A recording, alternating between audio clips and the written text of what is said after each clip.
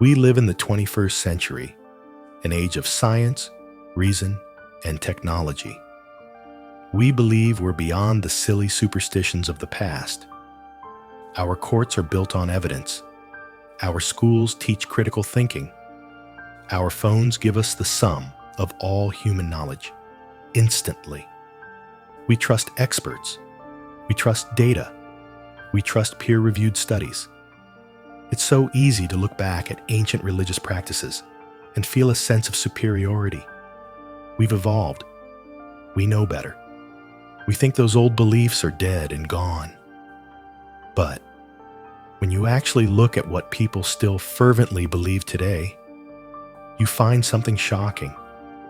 Practices and doctrines that defy all logic and modern understanding are not only still alive, they are thriving, right in plain sight.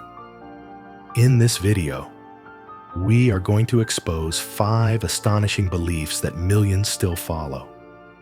Beliefs that will challenge everything you thought you knew about religion in our modern world.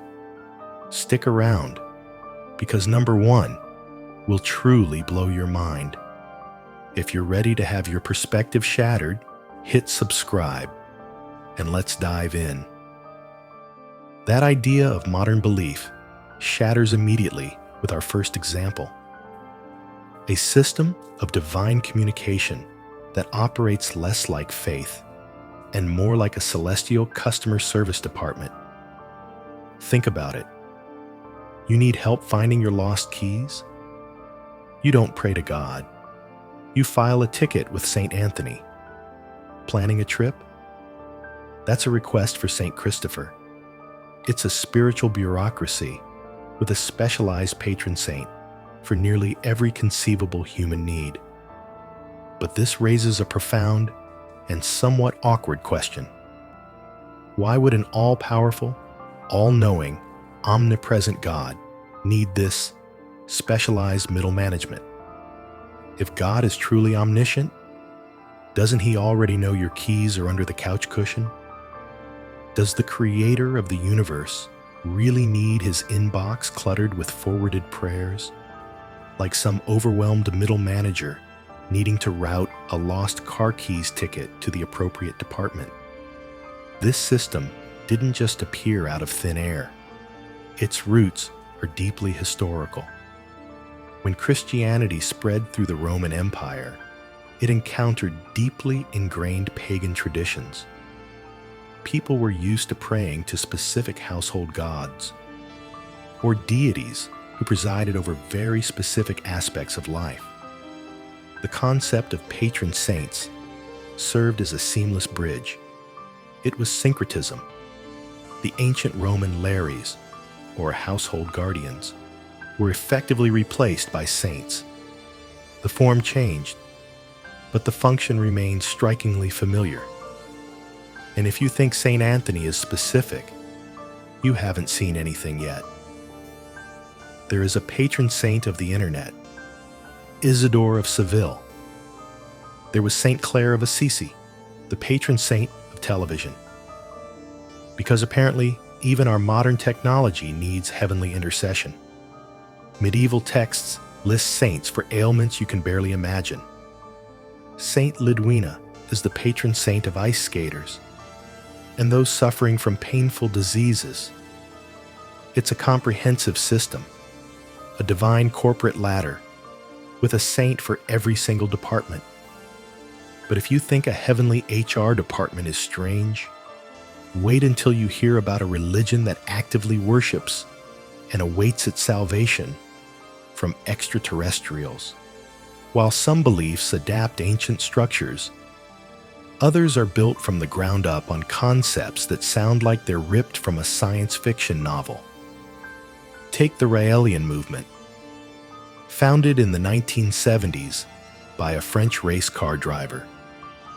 Its core belief is that life on Earth was not created by a god, but by a species of extraterrestrials called the Elohim. Yes, the very word from the Hebrew Bible, redefined as ancient astronauts. They claim these visitors created us in their labs through genetic engineering, and that every major prophet in history, from Buddha to Jesus, was actually a messenger sent by them. But the beliefs get even more contemporary. Their most sacred ritual isn't prayer in a traditional sense. It's the transmission of cellular plans. Followers meditate with one hand on a computer, attempting to receive genetic codes, preparing for the day the Elohim return to share their advanced scientific knowledge. It's a religion crafted not for an ancient world, but for the age of biotechnology and the internet. And Raëlism isn't alone in its cosmic origins. Look at Scientology, a multi-billion-dollar organization with A-list followers. Its foundational, secretive story, revealed only to those who pay to reach the highest operating thetan levels, is a galactic drama. It involves an alien ruler named Xenu, who billions of years ago brought beings to Earth, stacked them around volcanoes, and blew them up with hydrogen bombs. Their souls, called thetans, then clung to humans and cause all our spiritual problems today. This isn't a metaphor to them. It's literal history. So why is this so compelling? The psychological hook is powerful. It replaces an unknowable, mystical divinity with a creator that is, in theory, scientifically explainable. It swaps faith for a kind of pseudoscience. The answer isn't a mystery. It's just advanced technology we don't understand yet. It makes the vast, confusing questions of existence feel solvable. It's faith for the space age. Alien creators and interstellar dictators are certainly a modern twist. But our next belief is an ancient and terrifyingly literal interpretation of a common symbol, one that has very real and very deadly consequences. From the cosmos, we return to a small church in the American South, where faith isn't about ancient aliens, but about testing God's protection in the most visceral way possible. Their justification comes from one single verse. Mark chapter 16, verses 17 and 18. It states clearly, "And these signs will accompany those who believe. They will pick up snakes with their hands, and when they drink deadly poison, it will not hurt them at all." For most Christians, this is metaphorical. For the signs following Pentecostals, it is a literal command, a direct test of faith. The scene is surreal. The air is thick with ecstatic worship, the rhythmic cadence of speaking in tongues, and the unmistakable rattle of venomous snakes. Timber rattlesnakes and copperheads are passed hand to hand, lifted high toward heaven, held against cheeks. There is no anti-venom on site, no medical help, only the absolute terrifying belief in a divine promise. And then, the inevitable happens. A bite, a swelling arm, agony, sometimes death. But here's where the cognitive dissonance becomes absolute. A death is never seen as a failure of the belief or a sign that God isn't listening. It is reframed every time. It becomes a test from God. Or worse, it's blamed on the victim. Their faith simply wasn't strong enough. Their sin created a crack in their armor. The doctrine remains pristine, unchallenged by reality. The belief is so powerful, it becomes unfalsifiable in the minds of its followers. This has, unsurprisingly, put them on a direct collision course with the state. Legal battles have raged for decades. Governments argue this is a clear matter of public safety, of preventing needless death. The practitioners cite religious freedom, their right to exercise their faith as they see fit. It's a stark and deadly standoff between modern law and ancient interpretation. Handling snakes based on a single biblical verse is one thing. But what about a major world religion, where nearly 2 billion people believe that a single man flew to heaven on a winged horse from a very specific and very contested rock? This brings us to a belief held not by a small sect, but by over 1 billion people. And its impact is felt every single day in one of the world's most contested cities. The story is known as the Isra and Mi'raj. In one night, the Prophet Muhammad was said to have traveled from Mecca to Jerusalem on a mystical winged steed named Burak. But that was only the beginning. From Jerusalem, he ascended through the 7 heavens. He met previous prophets. He spoke directly to God and received the command for Muslims to pray 5 times daily. For the vast majority of Muslims, this was not a dream. It was not a vision. It is accepted as a physical, literal journey, a miraculous event that defies every law of physics we understand. To an outside observer, the tangible claim is staggering. A journey of over 1,200 kilometers in a single night on a mythical creature. It is, by any modern definition, a supernatural event. But this is where belief moves from the theological to the geopolitical. This isn't just a story. It has a physical address. The Dome of the Rock in Jerusalem. That iconic golden dome marks the spot, the foundation stone, from which Muhammad ascended to heaven. This single belief, this literal interpretation of a night journey, makes that piece of land one of the most sacred sites in Islam. It is a cornerstone of the Muslim claim to Jerusalem. It is a non-negotiable element of faith, and thus a critical and explosive factor in the Israeli-Palestinian conflict.